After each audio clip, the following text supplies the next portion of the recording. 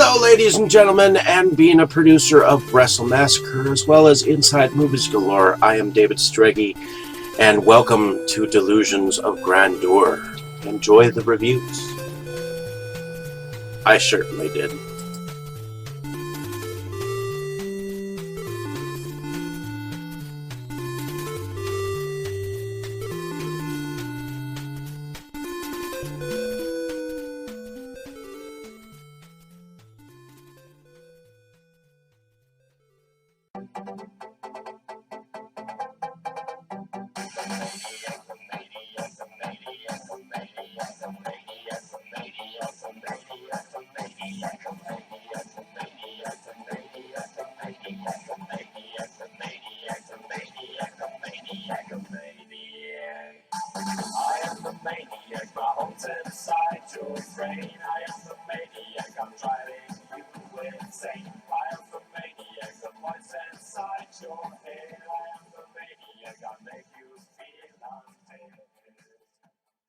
Okay, Dave, that's it. Screw you and your college flunkies. I've had enough of this from you and from everyone else. I know what you guys are trying to do.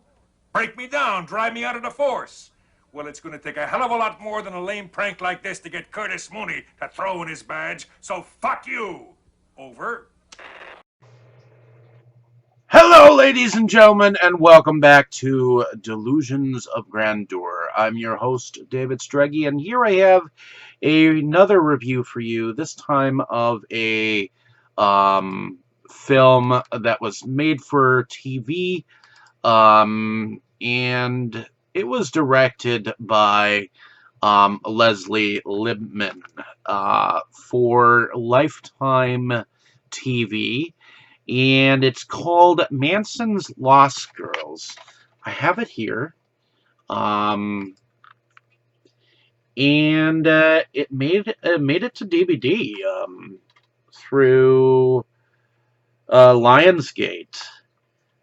Evidently, so Lifetime Pictures does actually present it with Asylum Entertainment.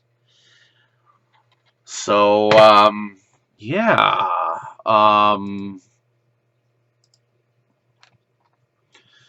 So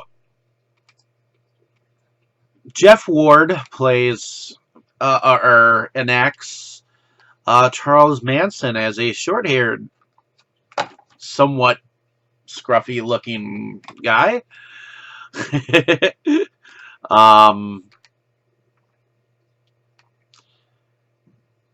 And I guess this film was filmed in 2016. Living in the time of Charles Manson and his family, this movie is told through the eyes of Linda Kasabian. And Linda Kasabian is played by Mackenzie Mousey in this particular made-for-TV film. And she has been in Into the Woods as Rapunzel, which is interesting. So this is an interesting cast. Charlie took us from our parents and gave us back to ourselves. Linda came to the Charles Ranch pregnant, a runaway, nowhere to go, and his girls welcomed her. Charlie, again played by Jeff Ward, who plays Dirk on, I believe, Agents of S.H.I.E.L.D. But in any case, Charlie was an existential musician with connections to the Beach Boys. Dan Wilson, I believe.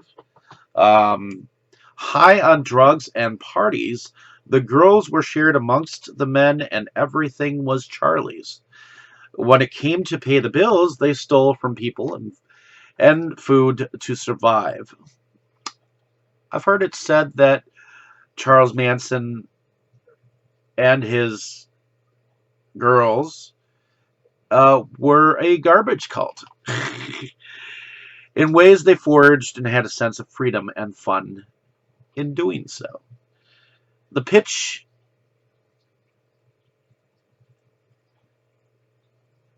in and stay, according to Charlie, sex with strangers was kosher, but all his girls loved him. He was a sex appeal.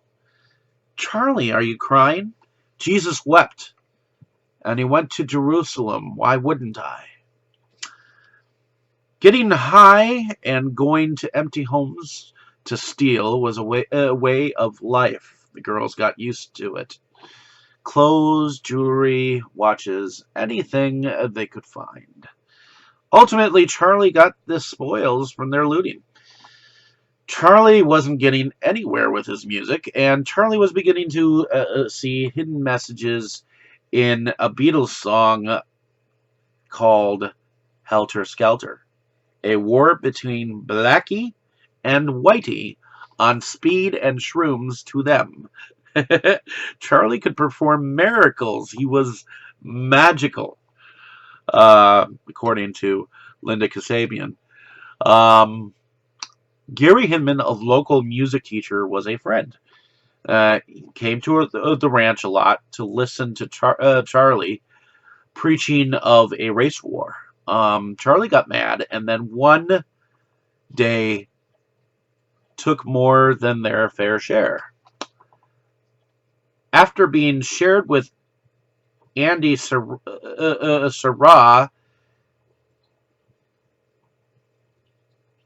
he tried to leave.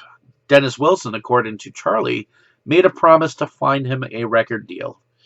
Dennis Wilson, that is.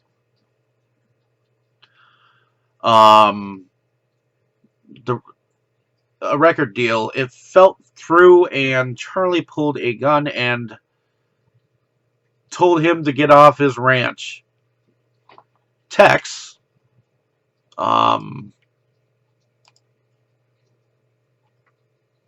which Tex Watson was Charlie's right-hand man, technically, was played by Kristen Madsen, and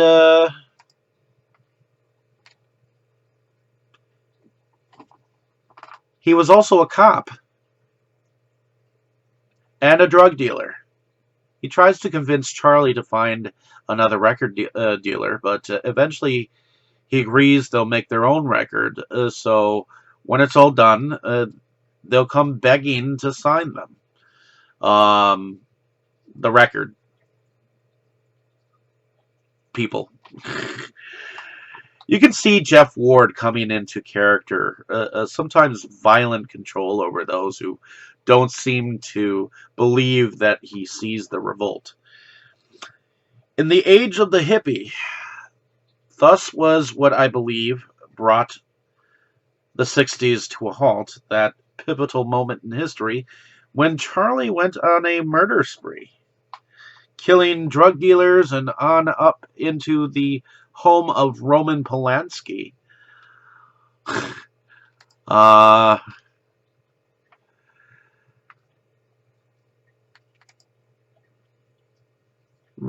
Home where Sharon Tate was sleeping with a few guests. And she was pregnant with a very young child. Along with the death of Hinman, making it look like the Panthers killed him, Charlie was paranoid the white men would get him, so he did them first, but he never laid a finger. When does the line cross when a simple night of thievery turns into a slaughter of the innocents? A war with the Panthers. Armageddon is here. So,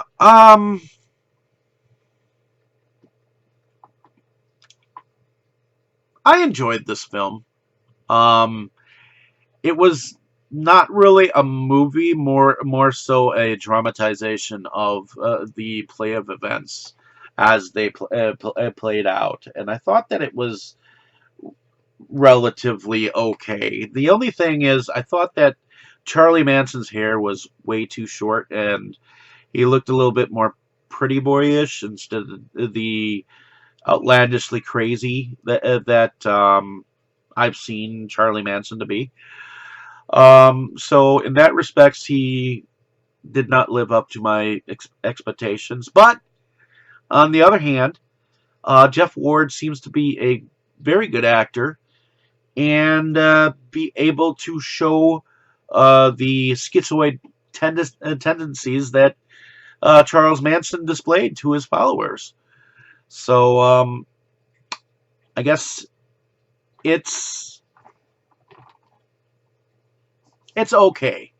It wasn't the best, it wasn't the greatest, but it was an okay adaptation, and I think it should at least be at least seen once. Um, but there we have it again, folks. Um, I thought that it was a little different seeing it through the eyes of his number one girl, Linda Kasabian. And I think that that actress played her pretty well. Again, it's on DVD. It's not that hard to find. It's relatively cheap. I ended up picking it up with something else. In any case, thank you for listening. Hopefully, you enjoyed my description of this film. Like and subscribe to my page if you have not. Definitely check the film out if you can, and let me know what you thought of the film down in the comments. But I enjoyed going on about it for you. In any case, thanks again so much. I'll definitely have some more cool stuff to talk about. I randomly go on about different films here and there, so thanks again for watching. Like, share, and subscribe, and stay tuned. I'll have some more cool stuff for you once again. Thank you. You were good, kid, real good. But as long as I'm around, you'll always be second best, see?